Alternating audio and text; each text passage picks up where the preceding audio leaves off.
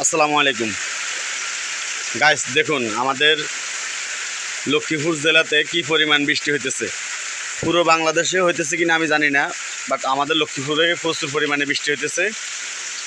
এই যে আমি এখন ভিডিও করে ছাড়তেছি, আমাদের পুকুর ফুরে গেছে, দেখেন একদম পুকুর ফুরে গেছে। পুকুর আর নাল, হ্যাঁ, রাস্তা এক সমান হয়ে গেছে। কিছুক্ষণ মনে যে বন্যা হইব এরকম এরকম ভাব হইতেছে। দেখেন আমাদের পুকুরের সবগুলা মাছ এখন চলে যাইব। আরে আমার অনেক টাকার মাছ ফলাইছি, সবগুলা মাছ এখন যাইব। যে রাস্তায় পানি উঠে গেছে, পুকুরে উঠে গেছে। এখন আর কিছু, আর এইভাবে যদি আজকে রাত্রে যদি বৃষ্টি হয়, তাহলে কালকে দেখা গেছে সকালে দেখবো যে আমার পুকুরে মাছ নাই, বন্যা।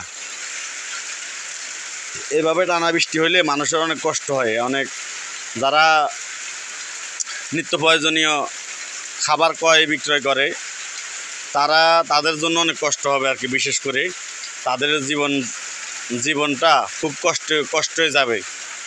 দেখেন দেখেন কি পরিমাণ বৃষ্টি, দেখেন গাইস। বৃষ্টি কমতেছে না, বৃষ্টি বাড়তেছে টানা বৃষ্টি।